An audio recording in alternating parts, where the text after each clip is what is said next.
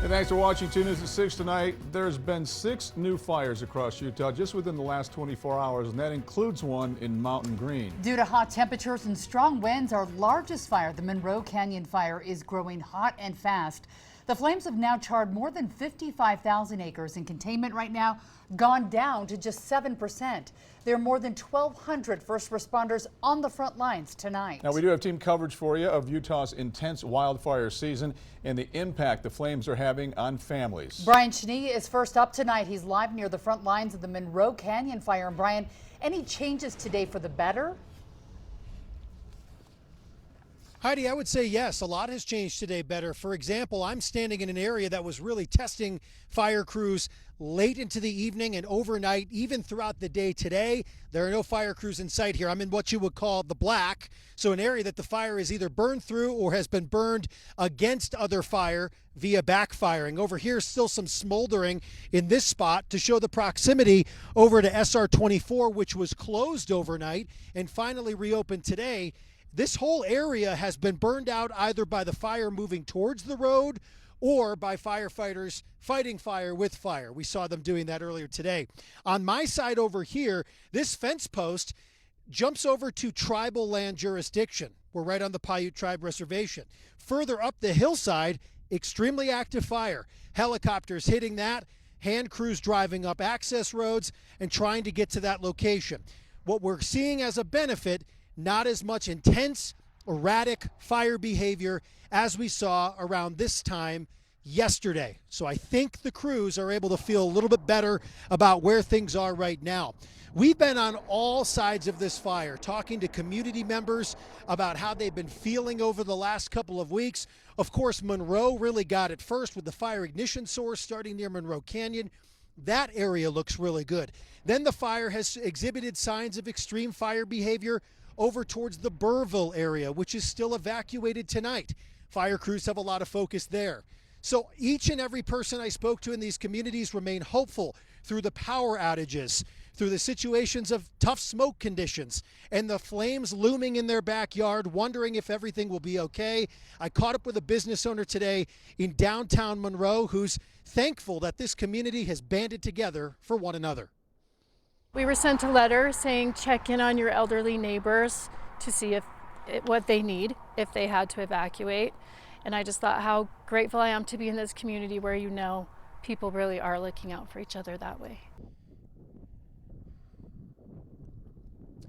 So fire crews that you're seeing in the video here, this is basically where I'm standing. They were working along SR 24 today, which has remained open throughout the day without pilot cars escorting. And if we can bring you back out here live, you're seeing one of the helicopters that's been dipping out of the Casherim Reservoir all day, working on certain strategic areas of this fire. And as the sun starts to go behind some clouds, it gives us a better perspective of the smoke is really settling as well. There's no large columns. There's no large pyrocumulus clouds. There's no dramatic moments that we're seeing on this side of the fire, which was an area of concern last night and tonight. So again, the area I'm standing here, just to recap, this is the black. Unclear if they'll call this contained tonight, but we're hoping to see some changes, hopefully for the better in some of those numbers. Now let's send inside to meteorologist Chase Thomason with a look at our first alert forecast here. Chase, the winds are still blowing strong in Sevier County tonight. Yeah, not as strong as yesterday, but unfortunately they might pick back up, especially tomorrow afternoon. You mentioned the black. Take a look earlier today. This is what we call a dust devil, but when you pick up the black or the ash, it almost looks like it's a fire NATO.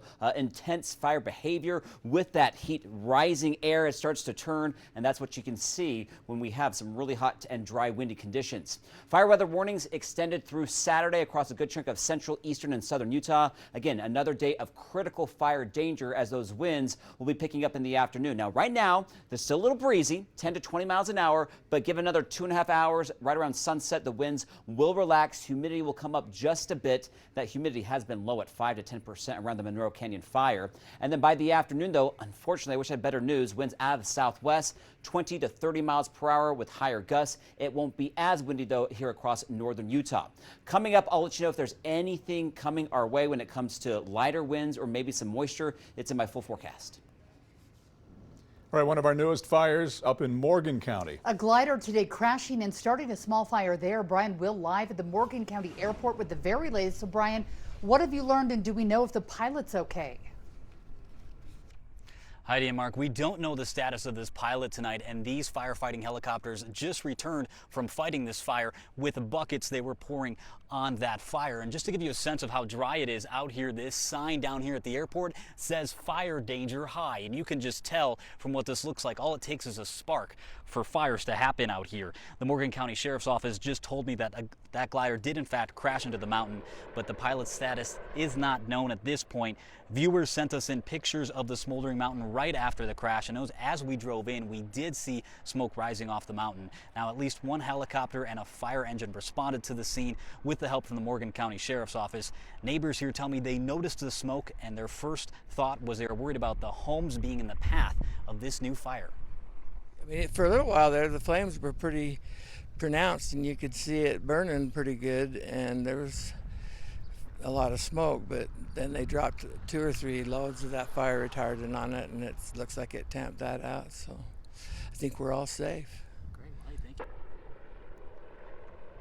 Multiple different fire departments and the Forest Service responded to the scene, and we're told rescuers are still up on the mountainside working the scene right now. The fire is out, but they're still treating some hot spots, and there's still quite a bit of activity here at the airport as that helicopter just returned. And tonight, we're hoping that pilot is okay.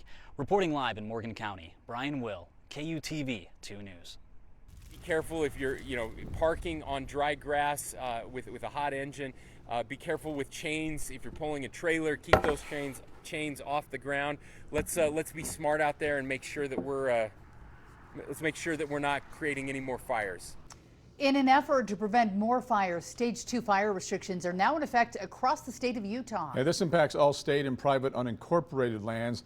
You're no longer allowed to build and use a campfire, using fireworks, cutting, welding, or grinding metal in areas with dry vegetation also banned. Now, violating the restrictions is a misdemeanor, could be punishable by up to 6 months in jail and a $1,000 fine. New video from Drone 2 shows us just how dry it is across the Salt Lake Valley. Is your home at risk for a wildfire or not? And how can you find out? 2 News' Paul Nelson is in Bountiful tonight with more. And Paul, how bad are conditions there?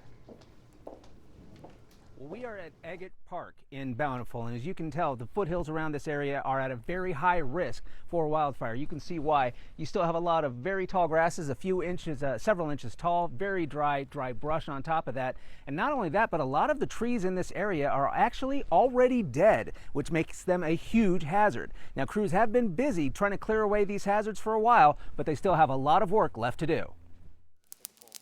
It has been a long several weeks for the crews at Diamond Tree Experts. They've contracted with the city of Bountiful to install fire breaks around homes close to places like Agate Park. Crew member Aaron Orfanos says the dead trees are a major problem. They have these dried leaves on the bottom, and the bark is really flaky, so it just lights up like crazy. Orfanos says this is the 3rd park they've worked on this season, and they still have about a week's worth of work to do. There's a big fence line up here. We've been clearing 10 feet along the whole way.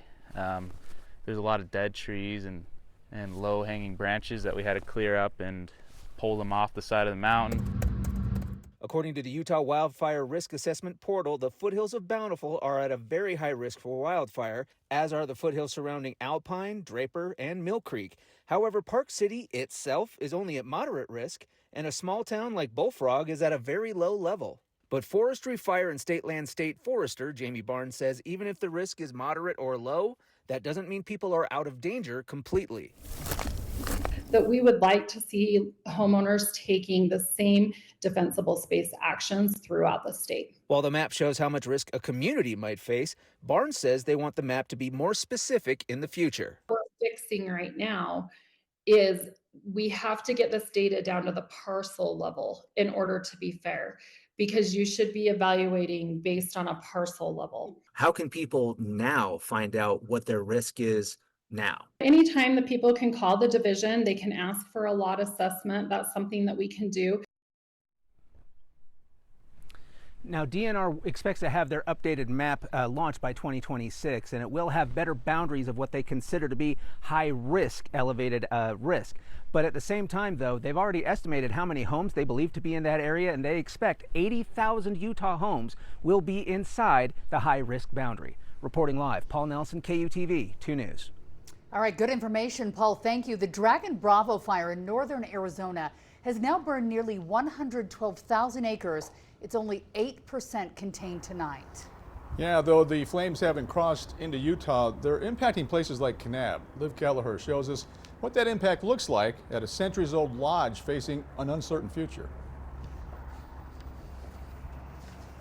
Yeah, Mark and Heidi, the Jacob Lake Inn sits just 12 miles outside the active fire zone in the Kaibab National Forest. It has served travelers coming to and from the Grand Canyon's North Rim for over 100 years. But now with Highway 67 and the rim itself closed at least through the end of the year, the future of this historic site hangs in the balance. Could be at $500,000 of cancellations of money that we don't have right now. The White Sage Fire forced Jacob Lake to evacuate. The inn reopened last week and is currently housing firefighters working on the Dragon Bravo fire. It's been a real challenge being in the middle of two fires. While their biggest traffic drivers are closed, the inn must remain open year-round per their agreement with the National Forest. We don't have traffic to have funds that are coming in to be able to pay for bills that we have from while we were gone, right? I mean, all those things are piling up. I mean, we still have Forest Service fees. I mean, they're still having us pay those fees right now. She says she's hopeful state representatives can petition the National Forest to waive some of these fees. But as of yet, we haven't heard that is actually going to happen. Revenue from the busy fall months typically covers the winter when they are required to stay open. But with the North Rim closing for the season 6 weeks early, a major fear for us is just how do we make it through the rest of this year? Would it be beneficial if you were allowed to close for a few months this year? Is that something that could help keep the business afloat? What's your thoughts on that?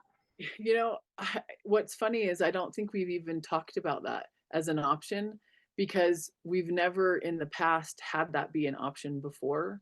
And maybe this would be an opportunity where it could. For now, the inn is staying open, and they're hoping to get the word out that they and the region are still worth a trip. I also reached out to the Kaibab National Forest to see if they had any policies or emergency programs in place to waive fees or offer relief for their leaseholders like Jacob Lake Inn. However, I could not get in contact with anyone authorized to speak on the matter. Live in Cedar City, Liv Kelleher, KUTV 2 News. A fire rips through 2 homes in Tooele. Next, where the investigation stands. Welcome back. Fires can pop up anywhere, including in the middle of your own neighborhood. One fire just yesterday burned through 2 different homes, this one happening in Tooele. Yeah, we don't know exactly how it started, but we do have somebody out there that maybe has some answers for us tonight. Leslie Duarte is there, taking a closer look at how this started. At the moment, not much information on what caused the fire, but take a closer look at this damage. Tooele City Fire says 12 people have been displaced from their homes. Just lots of popping, lots of little explosions. This is new video of the moment the fire in Tooele broke out. The flames were 20 feet high. Says Kim Thomas as a neighbor who watched as 2 homes were engulfed in flames. I love these people. They're our neighbors, they're our friends, they are part of our congregation. Thomas says she saw the cloud of smoke and rushed outside to help. We just were trying to find our friends, make sure that everybody was safe, that everybody was accounted for, that everybody was out. Tooele Fire Department is still investigating the cause of the fire, but say propane tanks and flammable material found on both properties made firefighting efforts challenging. What was found in the backyard? There was a heavy fuel load, but there's so much fire damage that there's not much left. Was the fire caused intentionally? We don't know that at this time. Have you ruled it out? I can't talk about it. It's still an investigation. The fire department says as heat and dry weather conditions continue, people should be cautious of flammable material that may start a fire. Use caution and, keep your yards clean, keep them up. It's hot, it's dry. We need to be cognizant of that right now. If you would like to help the families, the Tilla Fire Department says you can reach out to the Red Cross. Reporting in Tooele, Leslie Duarte, KUTV 2 News.